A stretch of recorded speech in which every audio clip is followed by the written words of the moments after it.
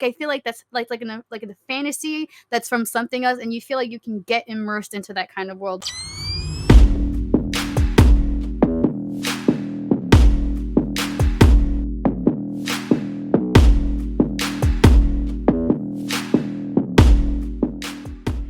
I'm Holly.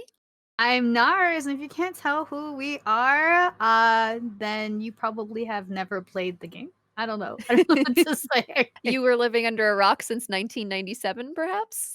Perhaps, or even before, or maybe just still living under a rock or in your room. I don't know. If you haven't played the game or heard about it, then you need to hear our thoughts about it. That's for sure. Oh, yeah, by the way, the game is Final Fantasy VII Remake. If you didn't know.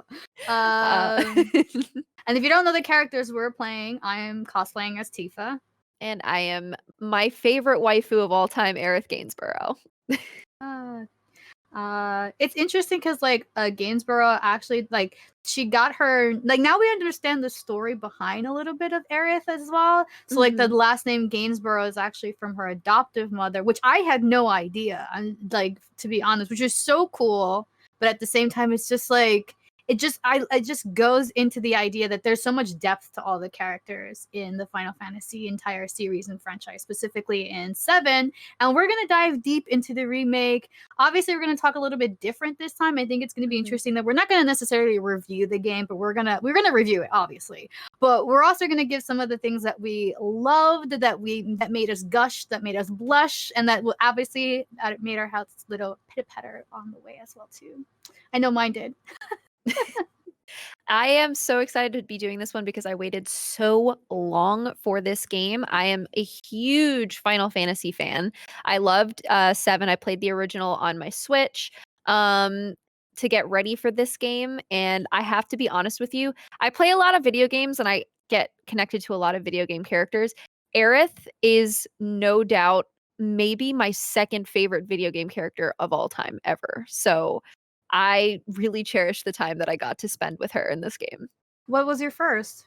Ellie from The Last of Us, actually, which we covered last week, which, holy shit, can I just say, playing this game after we covered The Last of Us last week was like getting a warm hug and just like, you're okay now. You're okay. You don't have to live with anxiety. You can just enjoy a game for once. Not that I didn't enjoy The Last of Us. It was just a lot. And to be able to play such a pleasant game such as Final Fantasy VII Remake was a very welcome palate cleanser from all of the really depressing shit we had to deal with last week. Yeah, I would agree. I think this was one of the most pleasant games I played, even though it's not an easy game and it's not a short game. It's pretty much a long game and it does ask for a lot of time commitment. But it's definitely one of those games that you forget you're playing after a while. You get so immersed into the world, into the graphics, and we'll go into it a little bit more, but it's just I'm really happy we picked this game, and I just wish that I would have played a little bit more of it. I think there's certain secrets in it that would definitely unlock it, but we'll talk about that more later. So what were your first impressions when you were playing this game? How did you feel leading up to it? And then what was your first thought as you started playing this game? So I would have to first and foremost just declare off the bat that I never beat the original one. I'm actually a diehard Final Fantasy VIII fan. So This is actually the first time I've given 7 a chance. I'm not even lying when I say this. So my first impressions coming in, I've only seen maybe half of the first disc. That's how much I played when I first played it, and then I kind of just stopped because I had played 8, then 9, then 7, but I never finished 7. So I don't know the story of 7 besides Cloud and Tifa and all the characters in it because of Kingdom Hearts. So my perspective of it was pretty fresh and pretty new. Playing the game, I didn't know much about Midgar. I didn't know much about the world for it. So for me, it was just more of this is another opportunity for me as someone who has no experience with 7 to really understand the story. And boy, I was pretty blown away. I would have to say, looking at if you look at the original game, it really is a different game from this game, but at the same time, it has a little bit of a nostalgia factor. I definitely would have to say that. What about you? They outdid themselves with this game. I think that there's going to be a GG first here at the end of this episode where we finally do ratings because I feel like this is a perfect game. And Yeah. I'm going to spend the rest of the episode kind of defending my point on that.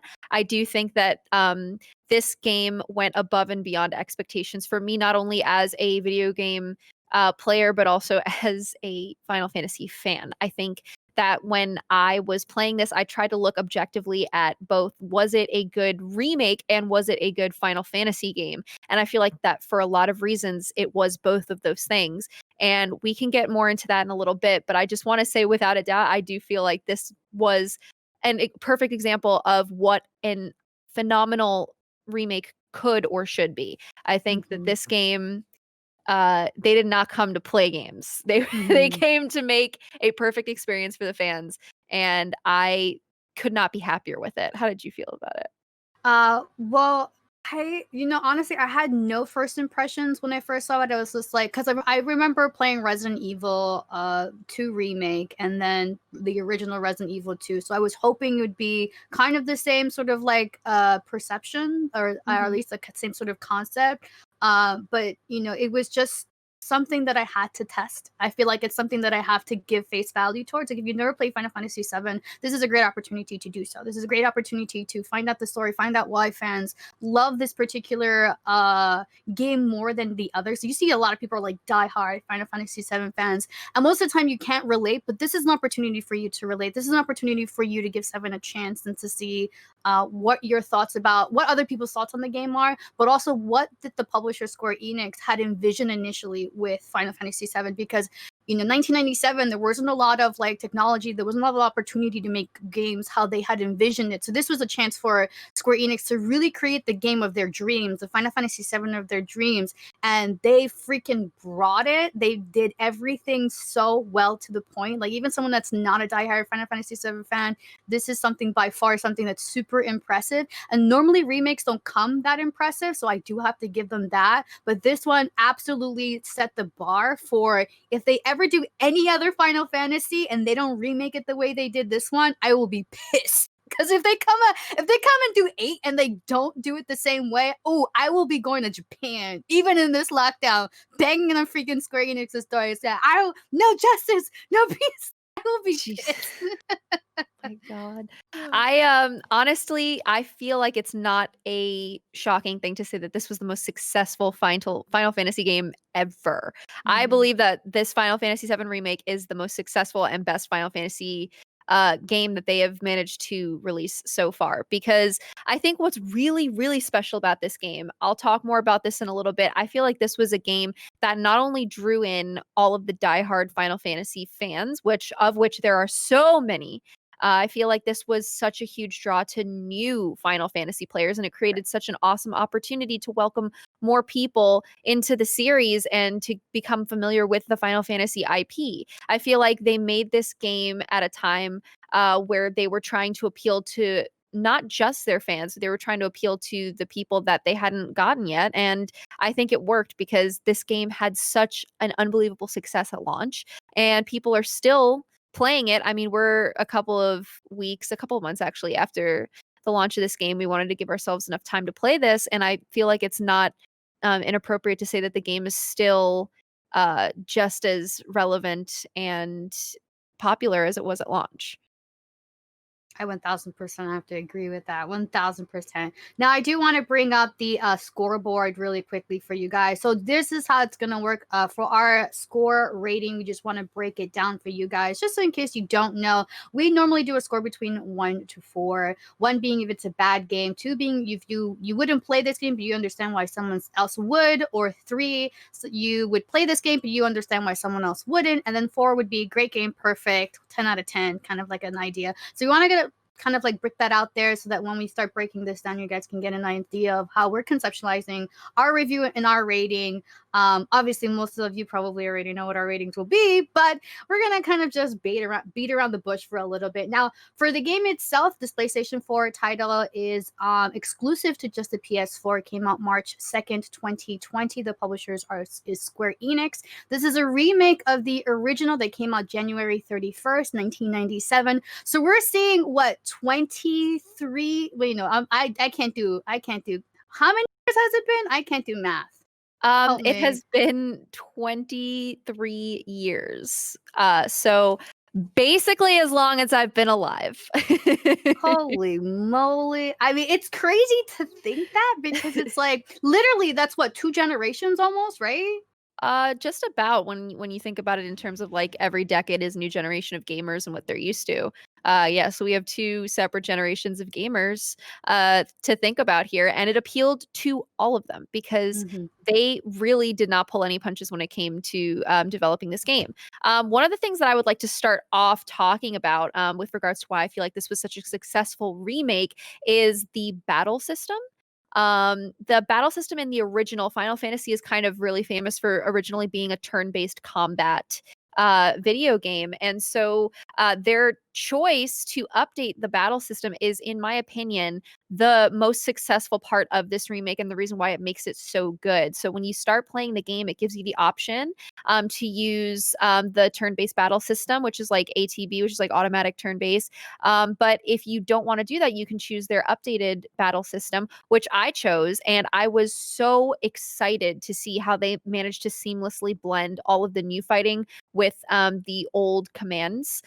So the way that the new battle system works is that it's a lot more of like a hack and slash. You can attack enemies directly. It's more fast paced. It's more high energy. But then in the middle of battle, it also gives you the option to hit X to bring up a command menu where you can access all of the abilities and items that you would be able to when you were playing the original game. So you can still use Cloud's Braver. You can still use his cross slash limit break. You can still use high potions and ethers and Phoenix Downs in the middle of battle. They just found a like easier way to do it and make sure that you're not sacrificing high paced energy battles in order to use certain items. It like briefly pauses the battle. It doesn't totally negate everything that's happening around you, but it like significantly slows down time around you when you're accessing the command menu. But I still feel like it's a way that like it keeps the pace going in the middle of battle, which is what makes it so exciting. But it still allows you to use certain abilities that can even turn the tide of battle or give you certain new ways to fight enemies that maybe you were like, oh, I still can't get around this boss, and it allows you to try new things and new strategies that could help you actually be more successful in the game. So I have to say that this battle system, possibly my favorite part of this entire game and a huge reason why I believe that this was such a successful remake. What did you think about the battle system? I would have to 1000% agree. I think there's just something about turn bases for a different generation, and I Mhm. think that it's hard to say that, but it is true. We like every single day, and this is why I feel like they waited this long. Also, they probably wanted to phase out into their different mechanics, their different battle mechanics, especially with the success of Kingdom Hearts and the entire series of the Kingdom Hearts franchise, and how free battle mechanics really did help push along their games. Some people are just not inclined to wait turns, I guess you can say. With free battle, it gives the opportunity for the player to play as they see fit in the fast-paced environment world, and they saw the success of that with Kingdom Hearts, and then they experimented with obviously Final Fantasy 13 and 14,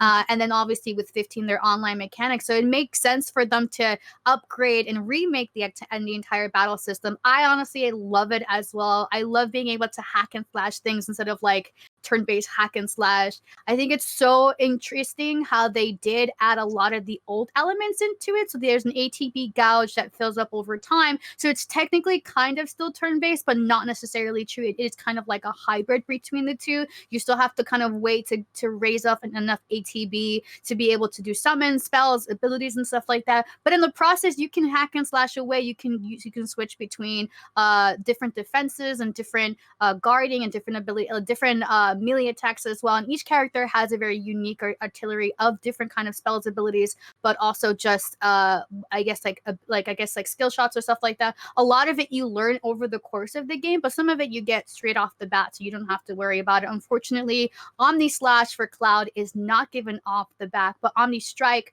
for Tifa is given off the bat. So there's always those little nuances that make it super, super unique that I particularly loved. So you brought up a great point, which is actually one of the reasons why I feel like this is such a successful remake, is that you said that turn-based combat is really something that is for older generations of gamers, and I would agree with you. I believe that Square Enix understood that with the modern gamer, they have a shorter attention span. This is true for myself as well. They have a shorter attention span than perhaps older generations of gamers, and they're not willing to really sit there and put in the time for the strategy. A lot of gamers these days are more used to high action, high energy situations. And so for a young kid to sit there and be like, well, I'm going to use this ability because I know it's a direct, counter to this ability, it's just not going to land for them. So I think that one of the reasons why this remake was so successful is because Square Enix understood not only their built-in audience, they understood the audience that they wanted to drive towards their IP, and they understood exactly how they like to play games, and they managed to make a perfect marriage of the two of them, which is what makes this battle system so great. Yeah, now we do have a little link of some gameplay from the Final Fantasy VII of 1997, and it's just because we want to be able to like showcase to you a completely different generation of gaming. Obviously, the games of this time, like Grandia 2, like Legends of Dragoon, like Final Fantasy VIII, like Secrets of Mana. Secret of Mana is kind of a little bit more free battle, but a lot of the turn-based games definitely did have a lot of these graphics. Now, it's really interesting because as we see this now, after playing it, we see like, oh my god, I know now what this looks like. But if you were playing this game back in 1997, it was really hard to get really a visual idea of like what the game is about. What does this bar Seventh Heaven look like walking into it? What does it look like to walk through Section 7? What does it feel like to walk through the slums? And it's like the fact that they were able to bring this to life and to really recreate it in the world, the engine that they created, it really was something very profoundly astonishing, interesting, and that's something that I admire the most. It's like the minds who created this world, they knew exactly what it looked like even in 1997, but they didn't have the technology to be able to do that. Like I was trying to look up actually see all the movie and cutscenes for the Final Fantasy VII 1997. There's not enough. Like literally the first 5 minutes of the cutscene is the whole first disc. Well, you can't see it. It's because the game studios back in 1987 didn't have enough memory to have cutscenes, to have CGI, to have movies, to have these amazing graphics that we see now with the remake. So they were super limited with the gameplay exclusively. So that's why when you think about the differences in comparison, don't think that the remake is better than the original. I think it's a completely different connotation. I think it's just more of an expansion of the original. The original was very limited with what it had to do, and it still was able to portray the story very beautifully. But with our current technology, we can actually explore the world of Midgard, and that in itself is ephemeral. Like I feel like that's like in a fantasy that's from something else, and you feel like you can get immersed into that kind of world. What about your thoughts exploring Midgard? I have to tell you that I said that the battle system was my favorite part of this remake. I have to correct myself. It's my second favorite part of this remake. Ooh. My favorite part of this remake is the absolute childlike wonder that I experienced finally getting to see all of these locations and all of these characters that I've known for so long in person and looking so lifelike. It was absolutely so invaluable to me as a gamer to see all of these things finally realized in almost real time. It was so cool to get to see Aerith's house in this updated graphic. It was so beautiful to see Seventh Heaven. There are details inside Seventh Heaven that were so awesome. You can actually play darts in the middle of the bar, like while you're waiting for Tifa. Like you can just decide to do a darts game. It's very much like the darts in Yakuza, which is why like I loved it. I was playing darts for a while actually. I really, really had. I thought there were so many touches to the world that made it feel so authentic, and so without a doubt, this made this game unbelievably immersive, which is something that I feel is super, super successful for this game. Like they did something right, and it's the graphics and the art style. Well, they did everything right. Who am I kidding? They did everything right. Everything right. But the thing that they did super, super, super right is 100% the graphics. Because when you're a person that, even if you're not a person that's been playing these games for years and that you already know these characters and you're connected to them, you know all these locations by heart. Even if you're a new person coming in, you just can't help but get immersed when you look at how the scenery is so stunning. The scenery, the lighting, all of the care that was put into every aspect of the graphics of this game, it was so lovingly done. It's so easy to tell how much passion everybody involved in this game had for this game. And that's something that is unmistakable when you're a player and you're playing a game like this. It's just, you can just see it's just chef's kiss. It's just so well done. I think that the immersion was like, you can't put a price on that, especially if you've been playing these games for years.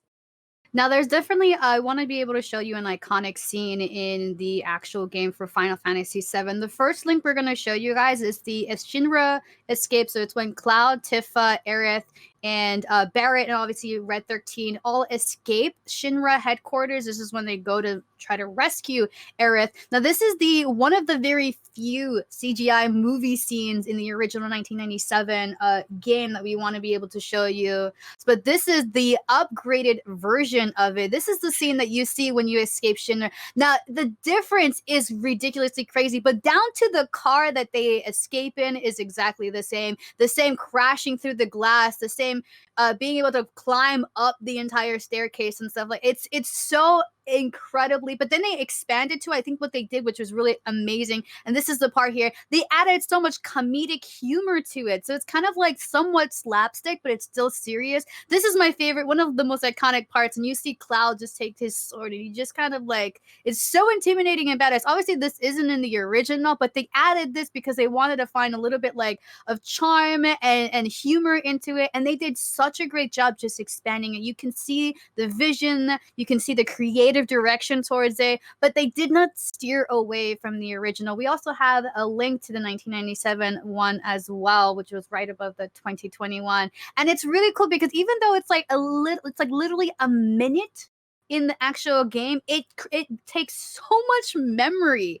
That's why this, back in 1997 when the game came out, it came out with 4 CDs, whereas with this one it's 1 CD, but of course it's only a quarter of the game. So technically we're still getting 4 CDs, I guess you can say. But in this one, you can see how the quality is completely different, but they still try to stay true to the original, even with the same buggy, not buggy, but the same cute little blue car that's in it. And I think it's so refreshing and so, I feel kind of bad. Like I wish Square Enix had the opportunity to create the Final Fantasy VII of the Dreams, but being able to see this and compare and contrast them, you have to see them both as 2 precious gems. What about you? What do you think? I feel like this game, what was so funny to me was when I was in certain areas of like when you're in the Mako reactor Oh and yeah. you're going through and you're going down these staircases, and it was so wild because in my brain I remembered going through all of these staircases when I was playing the original, and I think everybody remembers that there were some janky camera angles going on in the original game, a la Resident Evil.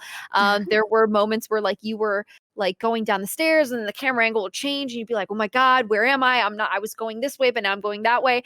When I was playing the game this time during the remake and I was in these Mako reactors, it was so crazy. I was going down one staircase and I was like, in my mind's eye, I'm thinking, oh my God, I know exactly where I am. Like they somehow managed to make the game totally reinvented and yet somehow exactly like the original. I feel like this was such a faithful remake in every sense of the word. It almost feels like they just went in with a tape measure and made sure that they got the exact measurements for everything. And we're just like, okay, let's just upgrade the graphics a little bit, but it's the same thing. Even though So they expanded a lot on the game, I think that it's so faithful to the original that it can't be dismissed. So let me ask you something. Do you think that the graphics then complement the story for the remake? Do you think that the enhanced graphics made the game even more immersive? Without a doubt. I think that there's not you can't not be immersed when you play this game. I think that goes to the graphics. I think that goes to the music. They updated the music. Obviously they remastered the music when we were getting it was like the remaster of the original, the one that they ended up releasing for the Switch. There were some people that preferred the original music to the remaster music. I like the remaster music a lot, and I feel like it just complemented the graphics in a way that it just was all so familiar, but it was just new and different. And I think that it worked really well. So there's a lot about the graphics that familiar but still new, but still so familiar. And I think that that is really, really imperative when you're telling a story like Final Fantasy VII to both new and old players. So yes, I do believe that the graphics complemented the story 100%. So let me ask you then, so because there is a lot of different, I guess we see a lot of the same music from the original soundtrack from Final Mhm. Fantasy VII, but we also have seen a couple different additions to the actual remake as well. Do you think they still were faithful to the original soundtrack, or do you think they kind of like also remade those as well?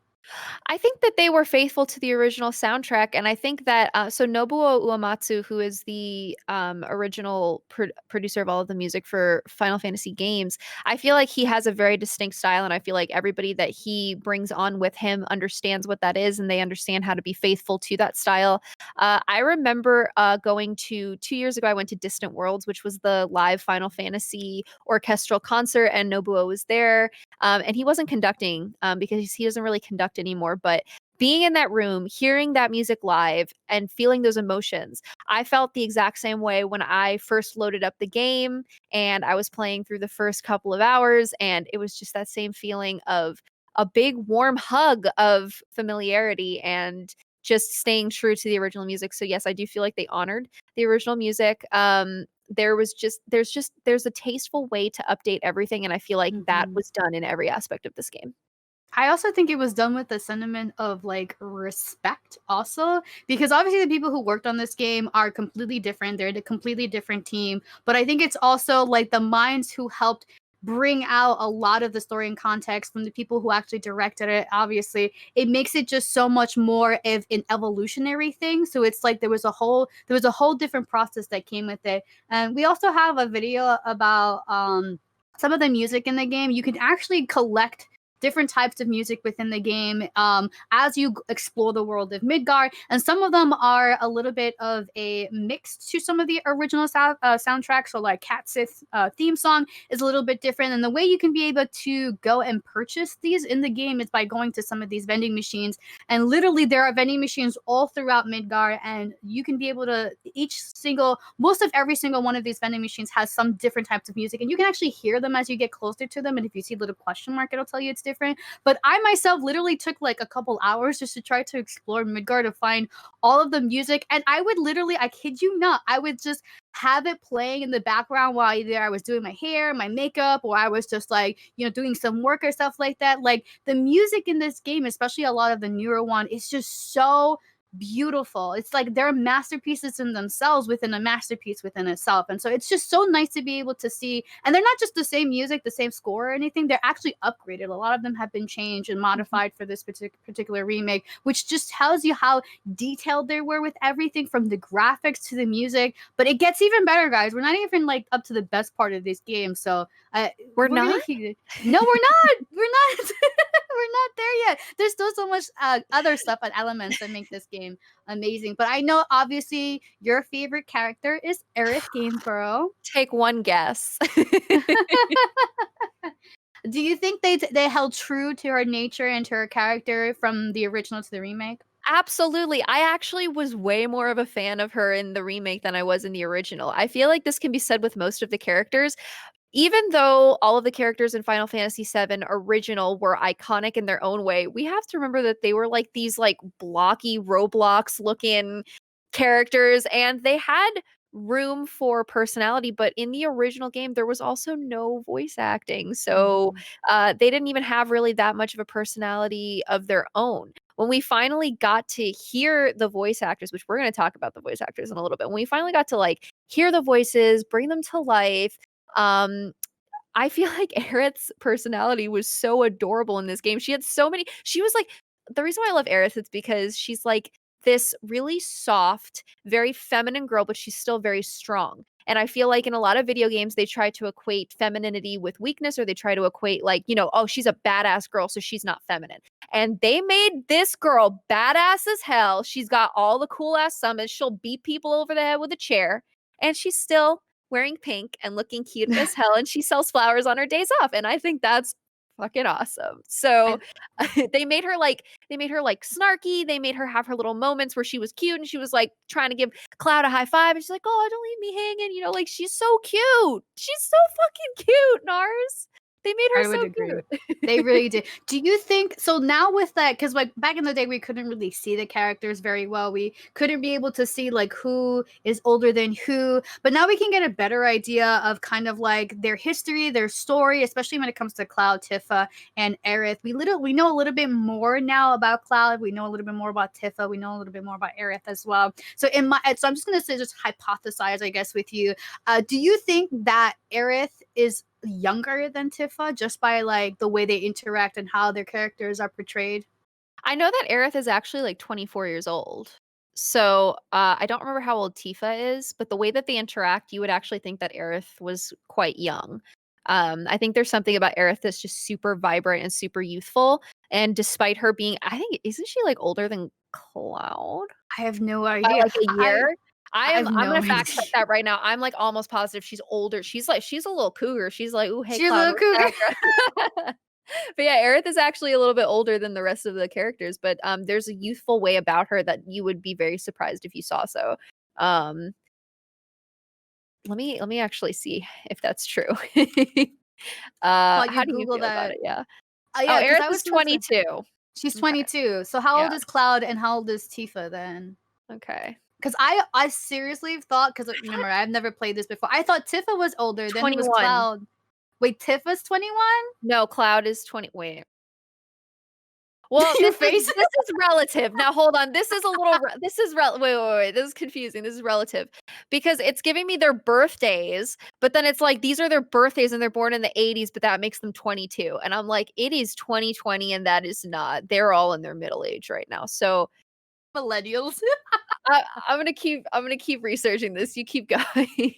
Yeah, so like I thought Tifa was older because she has a bar, and then Cloud was like in between because he's a soldier, but he's the first soldier. And I thought Aerith was like younger than all of them because she's still kind of like, not that she acts like a child, but like she says she's very youthful and she connects with the children more. Whereas Tifa manages a bar, so obviously she has to be older because like, I mean, I don't know if they have like a legal drinking age or something like that, but like they have to be older than 18. All of them have to be older than 18, except for Aerith. Aerith is the only one that I was kind of puzzled by. I was like, she could be 17, she could be 16. Like, So Aerith is 22, Cloud is 21, and Tifa is 20. so Tifa's younger? Tifa's the youngest. She's the baby. But then, okay, now I got mad questions, but I'll hold off on that. Let's talk about the dynamic between some of the characters. So obviously Tifa and Cloud have known each other. They both kind of like grew up with each other, and that's what we kind of get from the story. But obviously Tifa's relationship with Cloud is a little bit interesting. Obviously, there are moments where they are kind of affectionate, but there are distinct times where Tifa pushes him away. Not like physically push him away, but like emotionally push him away. So I have a video of a conversation between Tifa and Cloud, and I feel like this is another case of Leon Kennedy where the dude in the circle just doesn't get any ass or heart or anything like that, and I feel so bad. Cloud, call me. I'll give you all the love in the world. Oh Don't you worry. my This god. Tifa will love you. But it is just like there are times where you see, obviously we know that Aerith, her first love was another soldier named Zach, which we get a kind of glimpse in the end of this game. But we definitely get a glimpse that Tifa also had a man in her life, but like you can distinctly tell that Tifa, I don't think Tifa sees Cloud any like romantically at all. What do you think? I disagree. I think she Really? does. Yeah, I think she always has ever since they were young. All right. That's always the impression I've gotten. I mean, especially when you see Really? the cutscenes that they have together where they're like talking on the rooftop and it's all romantic and there's soft music and they're making promises to each other and whatever. I'm like, come on. That doesn't necessarily mean that I like their relationship, but I do feel like she does have romantic feelings for him. I'm a bit of a Cloud Aerith person myself, but hey, I guess that was obvious. Yeah, I mean, I support the Cloud Aerith, but Zuni, can we pull up the Tifa and Cloud video in characters story? I definitely want to be able to showcase this video because this is the video that really proves to me that I don't know if Tifa feels the same way. I think Cloud may have like some sort of like affinity for Tifa. Obviously, like the whole reason why he ends up working for Avalanche is because he had promised Tifa back in the day that he was going to be there for her if she really needed it. And she's been living in obviously Sector 7 for 5 years. And as she's there, and this is a scene that really gets to me, really gets me. As she's there, obviously she grows Seventh Heaven, which is this bar. She's a great bartender. All the guys love her, whatever. But we don't know what happens to Tifa during these years that she's here in Section 7. And Cloud is obviously going through training to be a soldier first, right? And this is an interesting scene where she gives him a drink. This is after they just did the first reactor and they blew it up, and they're back here kind of like celebrating and also kind of like doing a powwow post-mortem, but then planning for the next one. And so he asks for a bitter and sweet one, and she ends up giving him another drink. Now, this drink is particularly interesting because the first drink is yellow, whereas this drink is red. And the interesting thing is that how he drinks it, you can tell he's trying to get her attention. It's like he's like has his fishing pole, he's fishing for something back from her. And obviously, like, it's called something canyon. I can't even see it. And he says, it's beautiful. And she's Cosmic like, Canyon. Cosmic Canyon. She's like, ugh. That is what makes, when you do this after a guy prinks up a drink and it looks exactly like your eyes and you throw it, and you, instead of like looking at him in the eye and be like, she's like, ugh. And she literally tried to scoff. She's not into him. She's definitely not into him. He's Oh into no. her. I think that look. I'm gonna psychoanalyze Tifa really quickly. All right, it's gonna be a quick. This is coming from a lifelong girl that's played a lot of games with boys. Let me tell you something. When you like a boy, but you've known a boy for a lot of years and you kind of have a weird brother-sister dynamic, but you're trying to break from that, but you're like, I don't really know how I feel about him. And then you kind of have that moment to yourself where you're like, oh shit, he's hot. You know what I'm saying? And she doesn't know how to deal with these feelings. I feel like 100% Tifa's in love with him. She just doesn't know how to deal with the feelings because she's known Cloud for so long. It's been so long since she's seen him. And she's not sure how to go about this, whether she should address these feelings and risk their friendship or just try and keep them buried inside. I definitely feel like there's something there. This is Beauty and the Beast. There's something there, man. I just see it.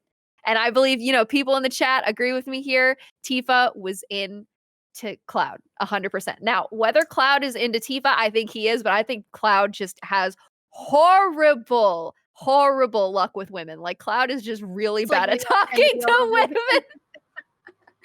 Oh my god.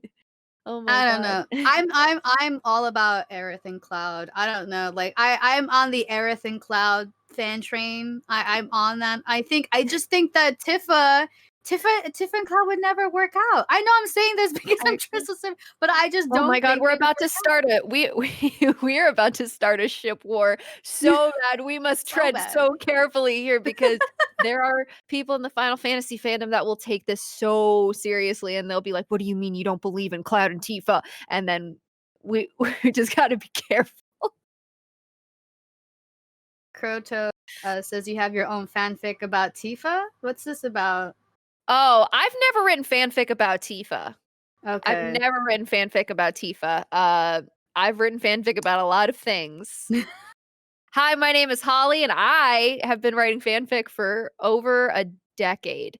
So I've seen that side of the internet. I've never written fanfiction about Tifa. Aerith, yes. Ooh. So now we know. Now if you ever need to, now we have to go. Everyone, go read it. Go find it. Go find HollyPeppermint's fanfic about Aerith. But obviously, Sephiroth shows his face in this game. He's a pretty main character in the entire series. Did you mean Daddy? Daddy, Papi Chulo. Did you mean Daddy? Sorry. Can I go 1 week without like thirsting so hard over a character? No, because then I would have to have an excuse. But I think it's really interesting. Okay, first of all, I have to say, and I know this sounds super crazy, I'm gonna just let it out there because this is really like, this is punishing me. Every single close-up of any of the dude's lips got me. Fucking got me. So there's a Sephiroth video link that we have here. If Zuni can pull it up really quickly. When they zoomed in on Sephiroth's lip, I was like, come here, daddy. But I'm just saying, like, yo, Sephiroth, chill, please. Cloud, Biggs. Yo, I wish they had this graphics back in 1997. Like, shit, I would have come to Japan a long time ago. Can you believe that this was supposed to be a very intelligent, in-depth discussion about this game, and now it's just us talking about Sephiroth's lips? Hi, my name is Narz. I'm into Sephiroth's lips. Welcome to the show. God. Girl, I'm not even gonna judge you for this one. I've always had a thing for the bad dudes with long silver or white hair. Maximilian Pegasus was my first crush, and I feel like with Sephiroth, it was all downhill from there. So you are in good company. I swear to God. It's the white hair, the long flowing white hair with the goth kind of like slight eyeliner and mascara. Oof. Fire me up, baby. Okay, so I actually, since we've been talking about the love interests and the love triangles and whatnot, I actually would love to get your opinion on Jessie because she was a very minor character in the original game. They upgraded her, they gave her even more backstory. We actually get to like go see her house and see her parents and learn about her backstory. How did you feel about her? So I don't want to spoil anything, but I'm gonna spoil it. I So mean, too it's bad just for like, it. Whatever. Sorry guys, come if you didn't play on. the game, you had like 3 months. Whatever. So obviously during when the pillar falls, we notice that Jessie is very involved in that, and we learn why she's able to have all this access. Her father apparently was a worker, Shinra employee that obviously got infected or sick through working for Shinra. So there is this dynamic that they gave her a little bit more story, but then it's like it was so interesting how that she had this dynamic relationship with Cloud that was also brought out as well. And I don't know if, and maybe you can answer this, that they gave her a lot of depth, and you see like these little kind of like cutesy moments with Cloud and Jessie, and then you see her backstory. She wanted to be an actress. Her parents still think that she's an actress, even though she works for like Avalanche. And then obviously to her demise, then because of her fighting towards a goal, which is to obviously save Midgar, or to save the Earth from Midgar, save the Earth or the planet because of the whole mecha reactors and stuff like that. It really made me wish that I could save Jessie. It really, really put a hole in my heart, and this is why I really wanted to make this particular video between Jessie and Cloud. It's so cute, it's so wholesome, but then when it's followed up by her story, she's a keeper. She's another keeper. Like if it wasn't for Aerith, I think Jessie would be my next bet for like I feel like a matchmaker. I would matchmake them the both together. And she's cute, she's spunky. She even put her finger on his lip like, shh, I got you. And I love that feistiness in the girl. I don't know. What I about love you? Jessie. I was so excited to see that they decided to upgrade her character because she was the unexpected waifu of the game. Like I saw her and I was like, "Oh my god, the way they update her, like they upgraded her design. I love her new outfit. I love her new hairstyle. I love the way that she's got such a spunky personality and she's so like I feel like, you know, when it comes to like the three main ladies, I would say, which would be Aerith, Tifa, and Jessie, I would say that, you know, maybe Tifa is the most reserved out of all of them because even though Aerith is a little bit less hardcore as Tifa, I mean, like I would describe Tifa as super badass and super like ready to get shit done. Aerith is like that, but she's also very she's got a little bit more of an approachable personality in my opinion than Tifa, and I feel like she's like midway between Jessie and Tifa, and then I feel like Jessie is just like on the other end of the spectrum from Tifa. She's just like so far out there.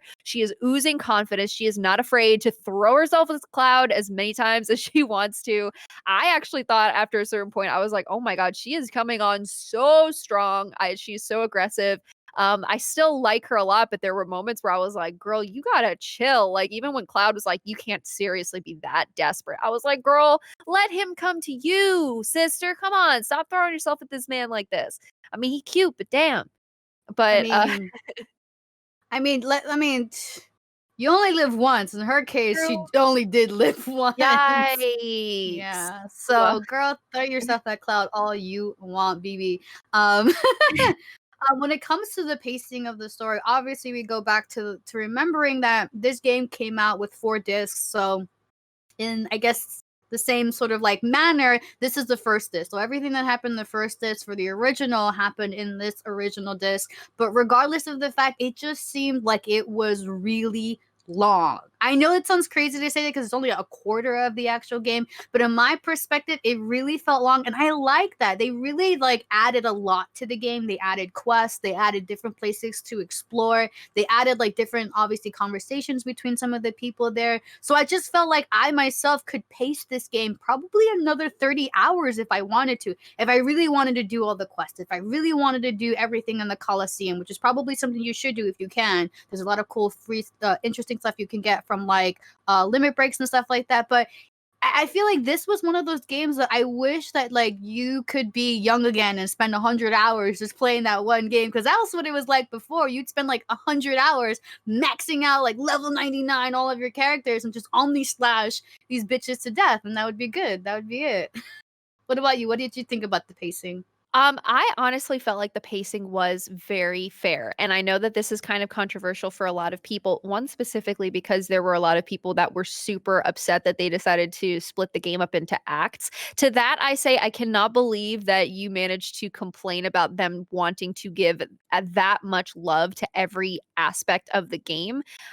People are upset because they're going to have to wait longer for the game. But if you want it to be done right, I say that I am perfectly okay with waiting. Especially if it's anything like what was done with this first part of the game. There was so much love and attention to detail put into every aspect of it. I have no issue waiting for the other parts of the game. And there are people that were like, why do I have to pay full price for this game when, why am I paying $60 when it's just a portion of the game? And to that, I do have to say that I feel like there were easily 4 games worth of content in this game for the price of one. They expanded on the world in this game. There's a lot of portions of the game that a lot of people I saw called it filler.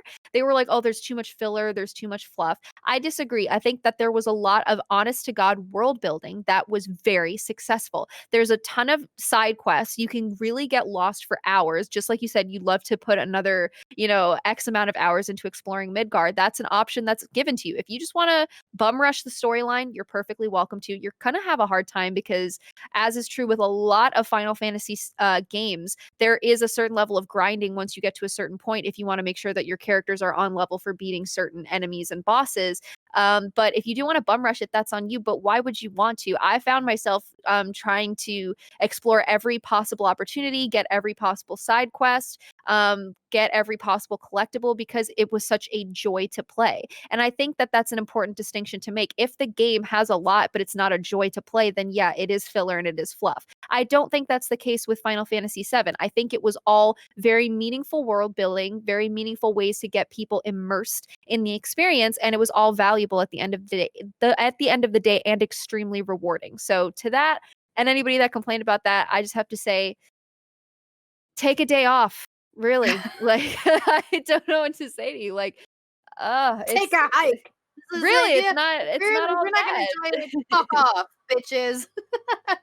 I 1000% agree. I think the fact that they were able to add a lot of different context and elements to this game just lets you know how much they really wanted to expand on this game and the opportunity to truly have you immersed in the world of Section 7. Like, I don't think I could not have fundamentally understood the world of Final Fantasy VII with the original.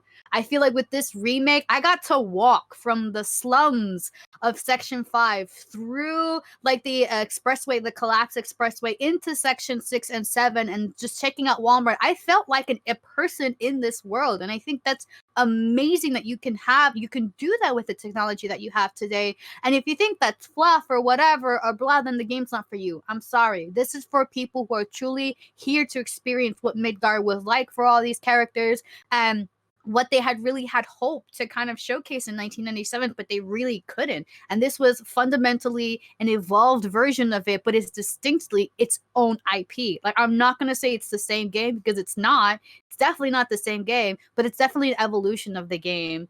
And especially with the battle mechanics, I personally love the free battle mechanics. I'm sorry, I really hate turn-based. Like, I cannot stand. I can't. I'm sorry. Like, I can't. I think after I played 8 and I beat the crap out of 8, and then I tried to play 7, but the turn, it's just, for me, it's so boring. Like, I have to wait there for my turn, and it's like, I just want to punch something, like, I don't want to have to wait for that. And I think this game satisfies that need for me. I'm kind of a nerd. I really do like turn-based a lot. Of all the Final Fantasies, one of my favorite Final Fantasy games is Final Fantasy X. And that game is, if you don't like turn-based, you're going to have the worst time ever. And there's a lot of grinding in that game as well. This game does get grindy. Final Fantasy VII Remake does get grindy, but as I said, it's only towards the end, and it's really not even that bad, especially if you compare it to the other Final Fantasy games. I feel like they tried to be a lot more friendly to newer players who were maybe like, oh my God, I really don't want to have to grind all of these enemies and try and level up all the characters. One thing that I really loved about this remake was the leveling system and how you can give certain materia and certain attributes to certain characters, and you can equip certain items for them.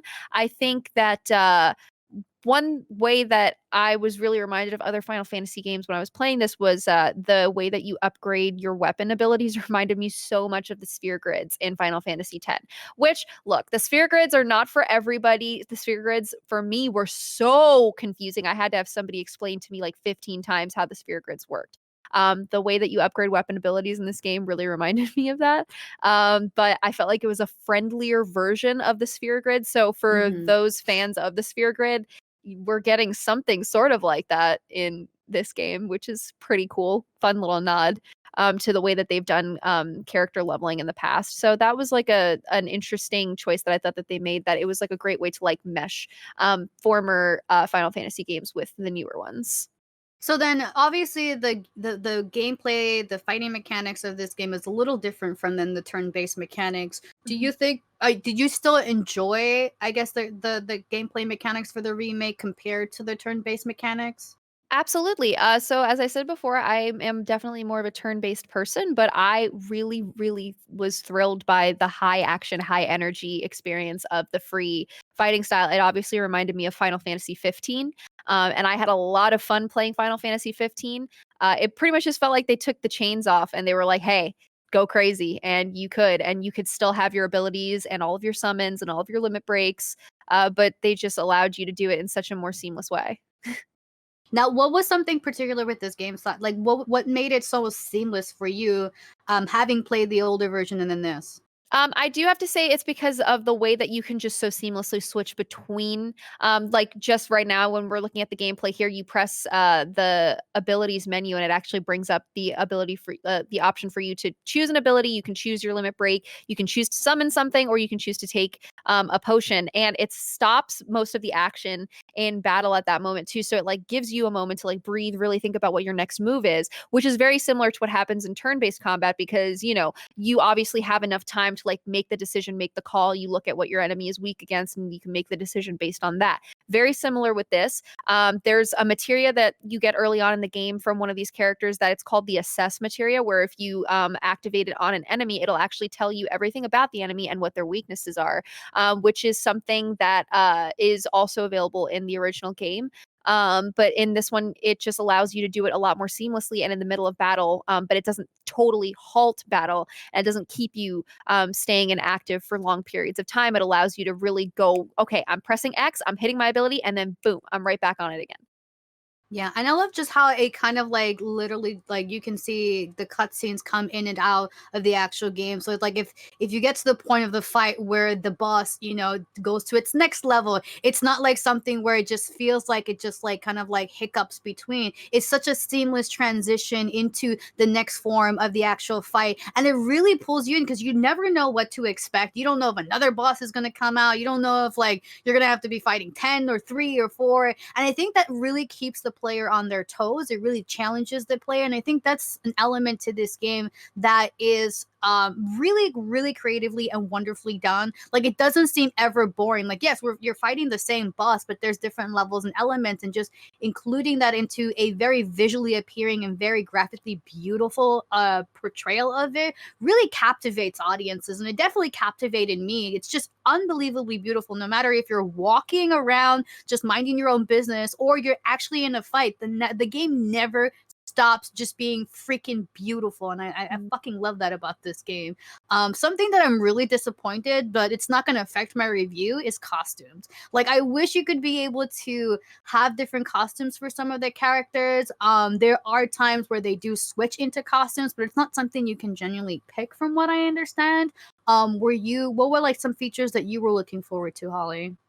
So features with regards to like DLC extras, or what do you mean? Yeah, DLCs, unique skins. I mean, obviously there's exploration, but something that would be an addition. The one thing that I can't say in that vein that I was absolutely batshit excited for was the sequence with Don Corneo and the Honeybee Inn, where you got to find out like which of the dresses that you ended up getting for the girls when they get themselves ready for their date with Don Corneo. In the original game, you have to answer certain questions a certain way in order to get certain dresses or to even get the ability to have Cloud be Dawn's date instead of either Aerith or Tifa, and there are things you have to go through to get Cloud a wig and blah blah blah.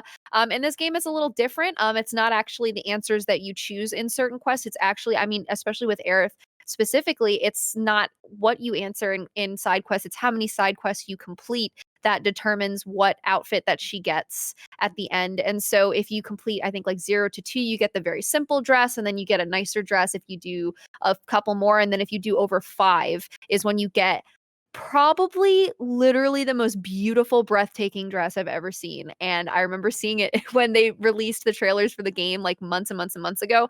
And I was like, I need to see this full dress immediately because my sewing machine's on. I'm ready to go. I was like, please let me make this dress.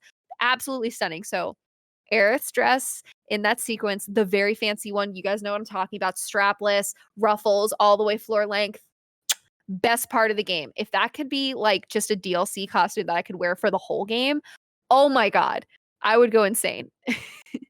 It's actually really sad. I got I got them both like the lowest grade dress, and I was just like, this is the extent of my this is the extent of my effort. I'm not gonna be able to do anymore. But obviously the game allows you to go back to the chapter, so hopefully I could be able, and obviously it saves over it. Hopefully I can go back and actually see this glorious dress. I have actually not seen it, so What?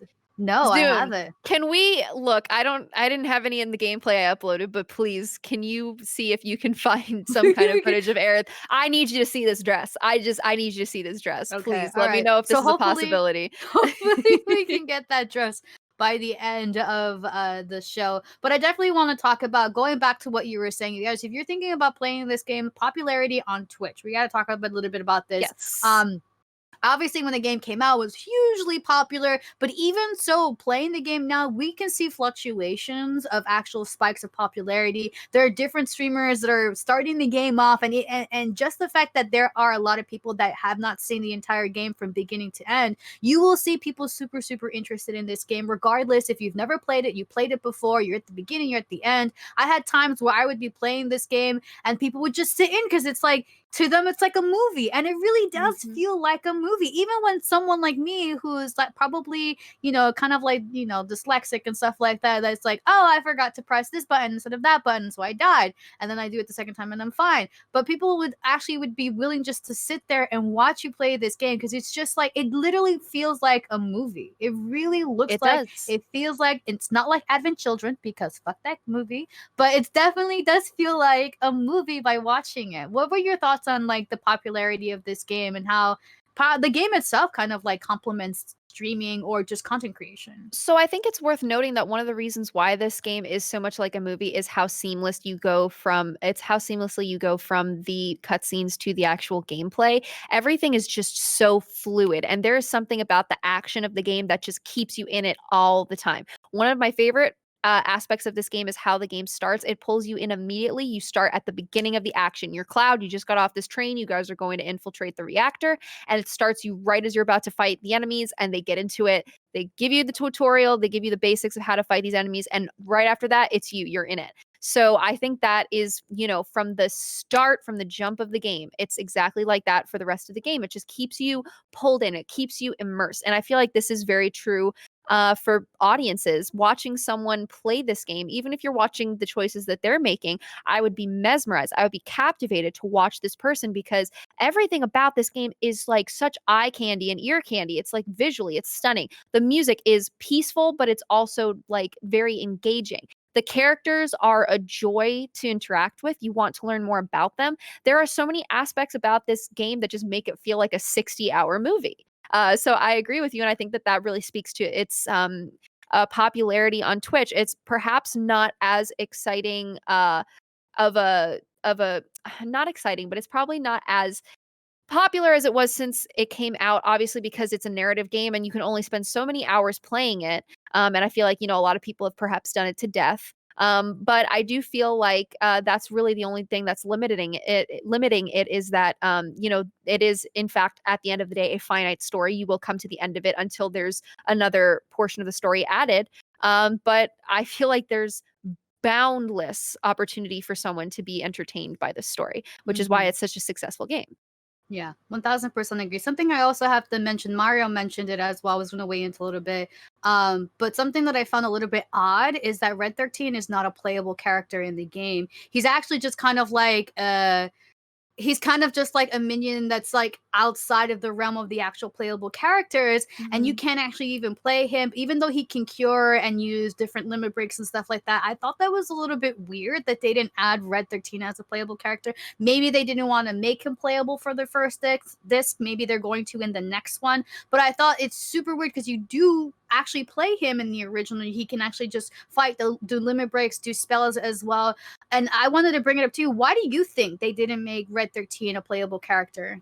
So I do find this very interesting because I also felt like that was pretty strange that they made that choice, which also makes me think, and I agree with you here, I feel like they're going to eventually make him playable in the future portions of this game. And I feel like his role in the game will perhaps even be bigger than it was in the original. And so that's what they're building up to. They're, holding off for now because we're going to get so much of him in upcoming portions of this story. So that's something that I feel was a deliberate choice. It was a strange choice, but maybe it's just a strange choice because we don't understand why they made it yet. And we will soon. Obviously, we're gonna get 3 more discs, and we're gonna obviously let you guys know if what our thoughts are gonna be like that. Honestly, I feel like because of the lockdown and the pandemic and the coronavirus, we're probably not gonna hear anything anytime soon. E3 was supposed to happen. I think that was an opportunity for Square Enix to definitely allude or tease of what's gonna be coming up. Obviously, they didn't do that, or if they did, they didn't do it at the grand scale that they were hoping for. But I definitely wanted to talk about, since this is considered an RPG, not necessarily an MMO. Do you think that the differentiating characters, I guess, and their mechanics for each of them were different? Obviously, when you're playing each of the characters, the battle mechanics are a little bit different. Barrett has his overcharge that he could be able to use. Tifa has obviously different skills, and then and Aerith and Cloud also have different skills and abilities. Do you think that the remake complemented their skills and abilities from the original, but then it kind of evolved it? Do you want to talk about that? So I agree 100% that they did just build more intimately onto what the character's abilities were. I feel like it's also sort of a theme in most Final Fantasy games where you have your main character, you have your ranged character, you have your magic user. So I'm just going to use Final Fantasy X as an example here. You have Cloud and then you have Titus or Titus, however you say it. I've heard so many people pronounce it so many different ways. The one that looks like Meg Ryan. Um, and then you have Waka, who was your ranged character in 10, and then you have Barrett, who could be considered the ranged character in Final Fantasy VII Remake and Final Fantasy VII because he's able to hit those characters that perhaps Cloud can't always get to with his sword. You have your magic user, which would be Aerith, or your magic user, which would be Yuna, or even there's several different magic users that you can get in both of the games. But there's certain archetypes or certain classes that are very similar to a lot of other RPGs and that are very native to Final Fantasy. And so I feel like there's, characters that you'll see across many different Final Fantasy games, but they gave it an opportunity to just make them past just being those characters. And what I mean by that is that they've added some nuance to these characters that has been really successful. So Barrett is not just the ranged character. There's a lot of things that he's able to do, and he has, a great limit break. He's got a lot of dynamic moves that really complement Cloud's fighting style. And once you really find the team or the party that works for you, there's not a lot of limitations that you'll find when you're going against enemies. Like once you find the, synergy between characters that you feel work best for your play style, it's really exciting when you're finally like, oh my God, this is like my dream party. So that's one of my favorite aspects of playing an RPG is really choosing your characters, moving people in and out of your party and deciding what's going to work best for you at a certain time or against certain enemies. I agree. And I feel like you hit the nail on the head when you say that it's really interesting how each character has kind of like their own skill traits, but depending on the player style, they can be able to pick and choose who they want to create the party of their dreams that complements their play style. And each character has different aspects of it that can be able to add that kind of element to the gameplay. Now, we've hashed out the graphics, we hashed out the music. Now, something I definitely want to hash out with you, and I know you haven't seen this yet, is the voice actors. Obviously, this is the first time that voices have been added to some of these characters, and I know you have not particularly seen this video, so I'm going to show you who are the voice actors for each of the characters in Final Fantasy VII Remake, the English version. I couldn't get the Japanese version. I tried. Please don't kill me. Okay, it's fine. But Cloud Strife. Of course, his name is Cody. Cody. Cody was actually a voice actor. He played Theo Raken in Teen Wolf. So obviously he's been in the industry. So if you hear that rough voice, that's him. Tiffa is played by Britt Baron, who's actually from Glow. I don't know if you've ever seen Glow. I've never seen Glow. I've never seen Glow. Okay. Well, she is from Glow, and she's kind of like a new face to like Hollywood and stuff like that. But this particular game has a lot of like old veteran voice actors who have done Kingdom Hearts before. Yes, girl. Yes, this is Brianna White. She did a phenomenal job. She really did such a great job bringing Aerith to life. It's so crazy because when I saw her picture and I saw like Aerith, I was like, they look exactly the same. They do look pretty similar. That's crazy. Like the nose and everything. Like it's really, really funny how that came out. This is John Eric Bentley. He's very, very well known. He's been on Kingdom Hearts. He's been in The Last of Us Part 2, Call of Duty, Red Dead Redemption 2, Naruto, Digimon, Halo, Deadpool, Tron. Was he Isaac in The Last of Us Part 2? No, he wasn't Isaac. I think he was one of the various voice actors. Okay. Oh, no way! No way! Tyler Hoechlin is Sephiroth. Way. Yes! No way! Yes! Wow. I know. Wow. It just makes me want to marry even more. I mean, I'm just shocked that it's him. Like, wow, Teen Wolf boys really holding it up here. Yeah, a lot of them are from Teen Wolf. Erica Lindbeck is also very popular. She is the voice for Jessie, but she also voiced Talia, Zoe, and Morgana from League of Legends. She's also been in Tales of Berseria, Nier Automata, Persona 5, Fire Emblem, Mega Man, Smash, Mortal Kombat. She plays Cassie Cage. And other games, like lots more, surprisingly. So I thought Biggs was, no offense, but doesn't he look like, oh my god, those brothers? One of them was like in Men, Only Men. Oh my, Steve. No, I don't remember. Oh, it's Badger. It's Badger. Yeah, it's so Badger. This is Badger from Breaking Bad. Yes, Badger from Breaking Bad. Oh my god. You know what? Dude, I was like, that voice sounds so familiar. It did. I was like, holy shit, it's Badger. It did, but I'm like an idiot because I totally thought he was Carl Weezer's voice actor. I was like, is that Carl? You know, like he's like, gee, Mrs. Neutron, you're looking awfully thick this evening. Oh my god. Croissant. The girl that plays Marlene Brielle, she apparently appeared on Ellen DeGeneres. Sorry, I was not Ellen DeGrassi. Ellen DeGeneres' show. Apparently she got her big break from that. She was the whiz kid that spoke about human anatomy and biology and chemistry. She said like the entire periodic table, and that caught the eye of Hollywood, and now she's a voice actress. So if you dream it, you can do it, I guess. Just go on Ellen's show, I guess. So that's pretty. She's adorable. I always think it's really fun to like put a face to the voice, especially when it's like you've already associated them with this character, but then you see how they look in real life, and it always ends up being very surprising, or sometimes not surprising at all. I played with the English voices for the first 5 hours of the game, and then after that, I switched over to Japanese. I will say that I really did enjoy the English voice actors for the time that I played with them. I very much preferred the Japanese voice actors because I feel like there are certain parts of this game, and there are certain the way that certain things get translated that they just don't land as well in English, and I feel like in Japanese it just feels more true to the story, and so I always tend to have more of a fun time listening to the Japanese voice acting where available, so that's why I decided to stick with them. But I will say, you know, even though I'm definitely more of a Japanese voice actor kind of girl, I was very impressed with the work that was done by the English voice acting team, and as I said before, Aerith, voice actors, girl, you killed it.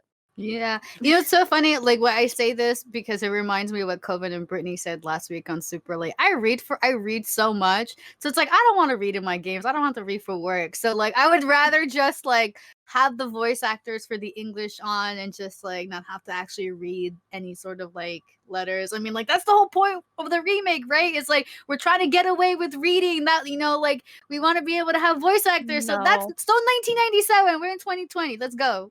I've been a reader my whole life. I love reading. I'm a nerd. I love to read. If I find a way to let myself read in some aspect or capacity, I will do it. And so that's why I like subtitles. I watch everything with subtitles. I know that I'm kind of opening myself up to ridicule here. Reading subtitles actually helps me absorb what I am seeing or what I am playing or what I am watching more than if I just were hearing something. So I think that it actually helps with my immersion. So, Well, we couldn't be too farther from the truth. I mean, we're two very different people. We're two very, very, very different people. So I definitely wanted to be able to, obviously, this scene as well as I do. This is a scene in Don Corneo. I can't even speak right now. Don Corneo. Would you say this is your favorite scene in the entire game? Yes. Okay. There's no scene that tops this scene. I'm sorry. The Don Corneo portion is literally the most valuable part of the game. Honestly, I think that's worth the entire game. Like, that's worth its price. That's your $60. Yeah, that's your $60, and you guys are gonna get it here for free. So congratulations, and you're welcome. And if you're watching this live, we love you. But we're guys gonna show you probably the best scene in Final Fantasy VII Remake by far. Like, this is absolutely the best scene. I'm not gonna lie, while we're watching this, I literally got like butterflies and like I started gushing and like blushing. My God. I mean, but you can't help it. Like, you see Cloud completely out of his element. Like, he's in, is it like a striptease bar? I don't know exactly what this is. It's considered like a cabaret, sort of. Yeah.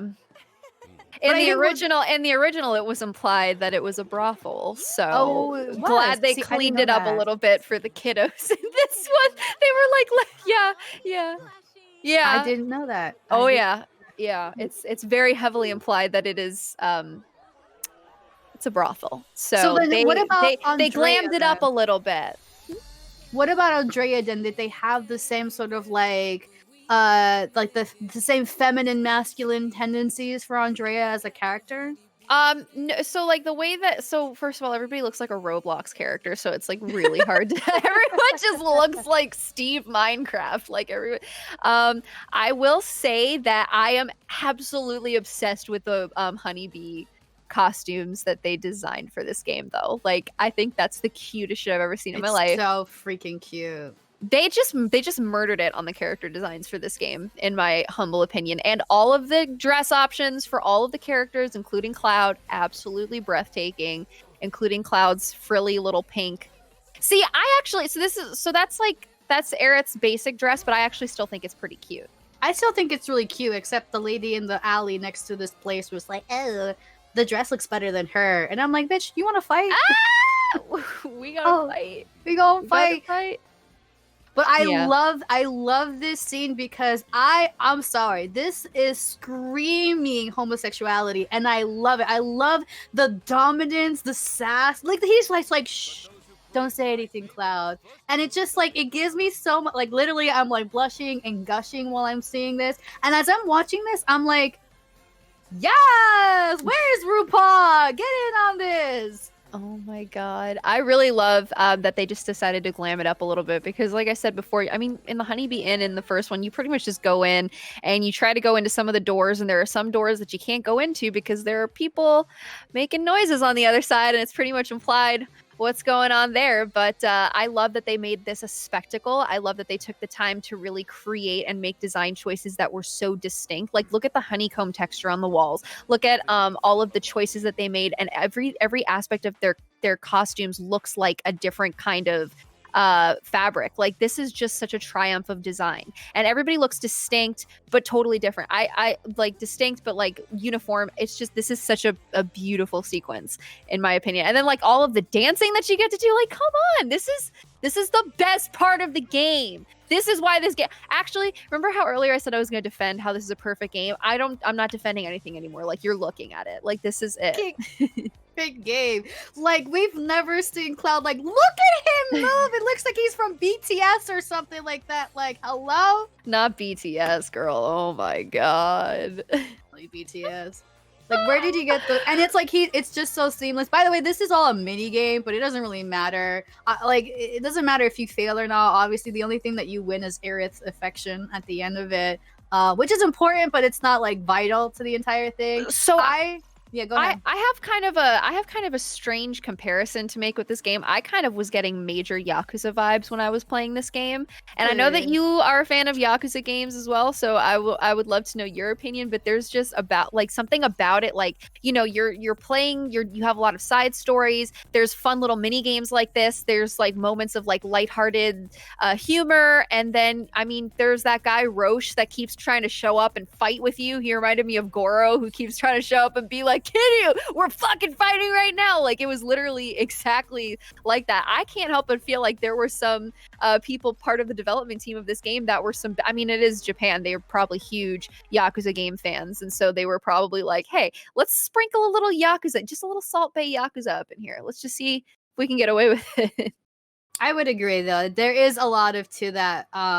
You see that in the development of the actual like city, and as you traverse around, and people kind of have like their own conversations, and you can swoop in and out of their conversations, and it gives you a lot more of an immersive feeling. And I think that just all those little details really add up, and I think that's why this game is so incredibly amazing. And why now I'm a Final Fantasy VII fan, and so I think that's the most important part. And then that's it. That scene right there, guys, that's what made the game. Sorry, not sorry, but I would pay money for that. I would pay money to see Cloud dance like that. I've never seen Cloud dance like that, and it just was everything I've ever wanted in my entire life. It just makes sense that he would have the moves because he's such a talented fighter, you know, like and there's even, he does fighting moves when he's trying to dance too. It's so funny. There's a portion, I think it's in one of the promotional videos we posted earlier. You see that he's trying to dance, but then he just like totally goes straight to his training and starts swinging his sword. But it's like, oh my god, he is kind of dancing. Like, okay, you got grace, you got style. I like that. But that part of the game, the part just the whole Honeybee Inn and Don Corneo sequence, I feel like just brings such a level of lightheartedness and joy to the game. It was such a fun experience that it's just fun to its core. Even if you've never played a Final Fantasy game before, it's really hard to not be affected by how infectiously fun a lot of portions of this game are. And there's a lot of mini games in this game. Yes. Like, you can go through the Coliseum. There's so many different, and that's the same kind of like aesthetic from Yakuza Kiwami 2 as well as like Shenmue, that you're playing a game, but sometimes you're playing a game in a game in a game. And it's like I love that. I love that too. And it's just like it comes so seamless to everything else, like everything. So like you'll walk up to the darts like you were saying before and just start playing darts, or you're, you know, going to the Coliseum and you're playing an entirely different mini game, or you're doing this and you're playing a dancing game, and it just adds another element to the game that I find completely charming. I really do.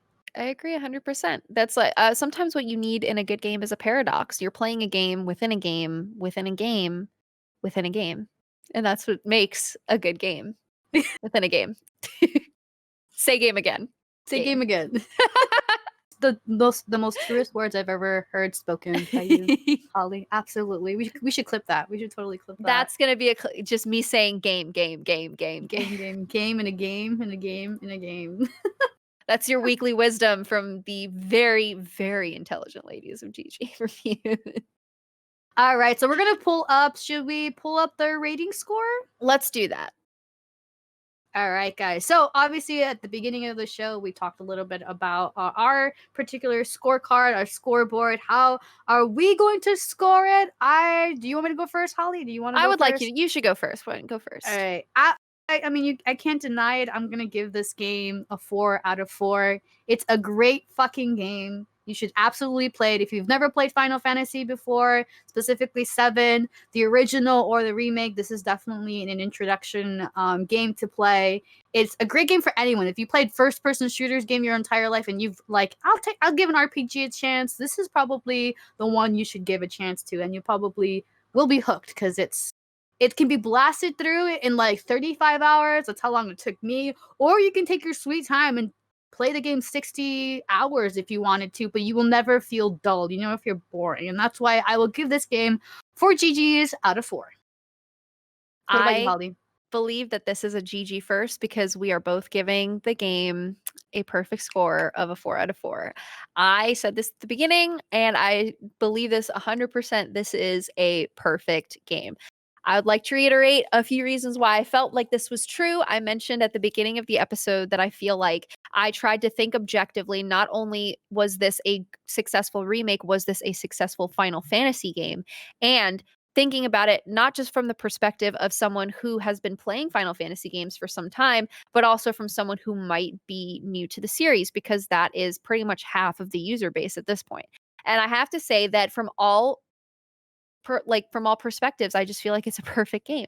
Square Enix understood very clearly exactly who they already had in their corner and who they were looking to get in their corner, and they managed to make a seamless experience, blending the best of both worlds, the best of two different kind of play styles, and they made such a faithful, and I wouldn't call this a remake, I would call this an update of the game, because they are two different games, the remake and the original, two very different games, but there is so much about the original that is present in the remake in such a positive way. At no point did I feel like it was not an honest, faithful remake of the game. It was what I think, in an age where we're getting so many remakes, this is an example of a remake done right. It is so easy for a video game company to just try and push out a remake super fast just to jump on the hype train and, cash in on the nostalgia factor that we're experiencing in all aspects of pop culture. Square Enix really took their time, and they understood that they really could have maybe cut corners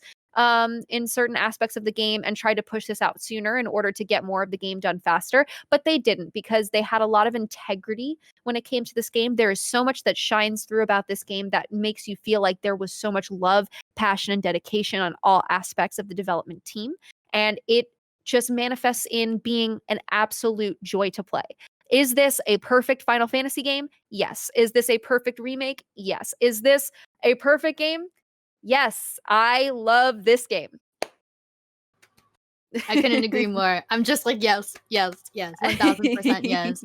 And I think this is interesting because we're getting two perspectives. You having played the game a lot more than I have, the original, and then for me to come into this really not having had any positive affinity with Cloud or anyone besides the Kingdom Hearts series and playing this for the first time. So you guys are getting like two different perspectives of this game, and it's a perfect from both perspectives. From both perspectives, which is pretty magical. I don't know if we'll ever get this again, so maybe we should clip this moment as well too. Like, I don't know if we'll ever get this. This is a GG first. We both gave it a perfect score. I had a feeling, I knew that I was already going to give it a perfect score like yesterday when we were starting to talk about this, but I was like, I really wonder. I was like, Narz seems to be enjoying it, but I'm really interested to see what her final choice is, and I am just like so overjoyed that you also felt like this was a perfect game. Yeah, I had to beat the game for that specific reason. And I tell you this because it was really important for me to fairly judge the game. And I know that sounds weird because I didn't beat The Last of Us Part 2, and so I still gave it kind of like a score, and I'm still going to play the game and get to the end of it. But I think for me to be able to beat the game and then to not having had any sort of like background experience or anything like that, I couldn't, I felt while I was playing it that I felt kind of guilty that I was going to give it actually a much poorer rating than I actually gave it. I wasn't going to give it a 4 out of 4, but after playing it and going through the game and seeing the simplicity of everything, but the complicated creative direction, the brilliant genius, and just the story and everything else, I had to beat it to give it that respect, and then to respectfully give it an actual review, which is why I killed myself this entire week to beat the game. Literally, like, did not sleep. Like, I think I played this game like 15 hours. Like, I clocked in 35, but I was probably playing this game like 16, 17 hours a day for the past week, except for obviously Saturday and Sunday. I was with the family for the 4th of July. But I had to, I have so much respect now for this game. I have so much respect for the stories, for the fan. And yeah, and I'm glad that I worked hard for that. I really am glad that I worked hard for that. So yeah, 4 out of 4 GGs. First time ever. That was my life playing The Last of Us, and I just wish that I hadn't gone so hard for such a depressing game. But I will say that I had the same feeling as you did when you finished Final Fantasy VII as I did when I finished The Last of Us. I was like, wow, I feel like I just had a baby. Like, I was like, that was not what I wanted, but it was what I needed. That was like a come to Jesus moment finishing that game. But as I said before, playing this game directly after was the perfect choice, I think, because it was like, you know, a nice, soothing ice pack over our wounded hearts after playing that. I don't like calling it horrible. It was a lot emotionally. It demanded so much of us emotionally and for me physically. I was getting physically sick playing that game because I was getting tension headaches. And to be able to play this game, which was just overall such a genuine pleasure to play. And as I played it, I remembered, you know, thinking, you know, I have to think about this very fairly when I judge this, and I don't want to have to give this a perfect score if there's anything that I feel could have been done better or differently. And I truly and very well don't believe that there was anything that they could have done better or differently. I feel like they have done something so rare here, which is that they have hit every nail on the head, just everything from the UI design, seamlessly accessing abilities in battle, even the way that you can look at your side quests on the map, or you know, you can like access your side quests and they're all in very neat boxes. Everything is just so meticulously designed in a way that makes sense. It is such a it's such a home run for me. There are not enough good things I can say about this game, and I am like beside myself with excitement for the next portion of the story. I know. Now I'm like wondering when it's going to be. Like, when are we going to get the second disc? And it's like, gosh damn it, Lockdown. Like, I really want to see the second part. And it's crazy because, yeah, I could go and play the original and get through that and stuff like that. But I think there's just something just so dynamic about like the way that they really allowed you to explore Midgar. I want to keep exploring the world of Final Fantasy, but I really want to explore it in the way that they had envisioned it. Not to say that what they did in 1997 is not. It's just much easier for you to do it with better graphics and being able to see the world through the eyes of the creator. And I feel like it's just I want to jump into this world. I really can't wait for the second part. I cannot wait. Square Enix, you fucking outdid yourself. This is absolutely amazing. Give me more. Take my money. I don't care. I'll give you my money. So unfortunately, they did announce recently that their production for the second portion of the story may have been affected by everything going on right now in the world. So we may have to wait just a little bit longer. But to that, I say that is perfectly okay.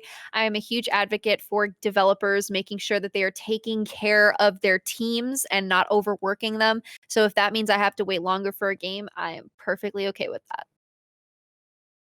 I'm not gonna say I agree or disagree. I'm just like me. Come on. I'm just kidding. Everyone needs to be safe. Everyone needs to be safe. All right, but is there anything else that we've left out? I feel like we've pretty much like flushed out this game. I mentioned everything that I can think of that I wanted to mention. I feel like we've given a fair assessment of all aspects of this game, right?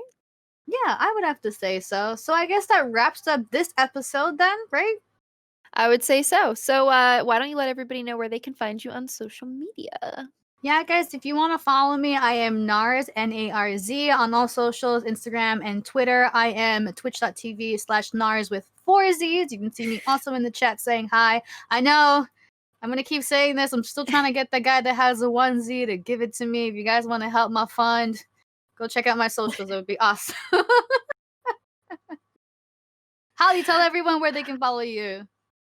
So you guys can follow me on Twitter and Instagram at HollyPeppermint. I am also on Twitch /HollyPeppermint. I recently became a part of the Main Gear family yesterday. Finally, my PC is here and all set up. So I am actually ready to give streaming a full-time try, and I'm very excited to do that. So once again, HollyPeppermint on all socials. And if you want to follow us, 368, on social media, we are at 368 on Twitter and Instagram. On Twitch, we are right here at 368 NYC. We do a weekly show every Thursday with Gabe and Bijan. That one is called Super Late, and that is your week in gaming culture. Sometimes we get Narz as a surprise guest host, filling in for Bijan from last week's episode. We are GG. We stream every Wednesday, 7 p.m. Eastern Standard Time. And if you want to also check us out on YouTube, we post projects that we do intermittently. Our most recent upload was Gabe getting up close and personal with the new Elgato Project Wave, which is the microphone that I'm using right now. As you guys can tell, stellar quality, and I am 100% going to try to get one for myself. I mean, I hope we can all wink soon get one as well. But yeah, if I also wanted to shoot this out there for anyone who wants us to like review certain games, you can like just comment us on social media, either on Instagram, on Twitter at 36A, or here in Twitch chat, or anywhere other else our content kind of lives. If you'd like for us to review certain games, it doesn't have to be a AAA title or a new game or anything like that. But if you want to get our honest opinion about something, well, we will give it to you right here on GG Reviews. Do you want to close this out, Holly? Yes, let's do that. So thank you guys once again for joining us this week. We had a lot of fun. We even dressed up for you. I hope you appreciate the work that we went into for this one. If you want to catch us next week, once again, we stream Wednesdays, 7 p.m. Eastern Standard Time. Tune in next week for, did we pick a game for next week? No. We did not pick a game for, we'll tune in next week for Mystery Game Yet to Be Determined. Thank you guys so much again for sticking with us, and we hope to see you next time. I'm Holly. And I'm Narz, and we'll see you next time. Bye, guys. GG. GG.